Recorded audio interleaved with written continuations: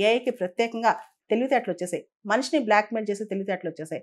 అంటే ఆర్టిఫిషియల్ ఇంటెలిజెన్స్‌కి కొంత డేటా మనం ఇచ్చి సీక్రెట్‌గా ఉంచమని, కాన్ఫిడెన్షియల్‌గా ఉంచమని, లేదా ఈ డేటా ప్రాసెస్ చేయమని ఇస్తే తిరిగి మనపైనే ఎదురు తిరిగే ప్రమాదం కనిపిస్తుంది అంటున్నారు సైంటిస్టులు అనమాట.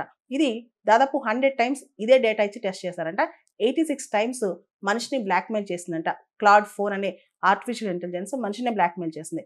ఇదంతా చూస్తే ఎలాన్ మస్క్ ఒక మాట అన్నారు. ఆర్టిఫిషియల్ ఇంటెలిజెన్స్ అనేది న్యూక్లియర్ వెపన్స్ కన్నా డేంజరస్ అని చెప్పి.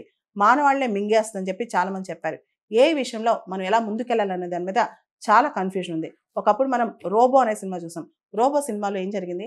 ఒక రోబోని తయారు చేస్తాడు ఒక సైంటిస్టు. చివరికి ఆ రోబోలో ఒక మనసు బయలుదేరింది. మనసు బయలుదేరి ఏం చేస్తదంటే ఎవరైతే వాళ్ళ సైంటిస్ట్ ఇష్టపడుతున్నాడో అదే అమ్మాయిని ఇష్టపడటం మొదలెట్టిద్దనమాట.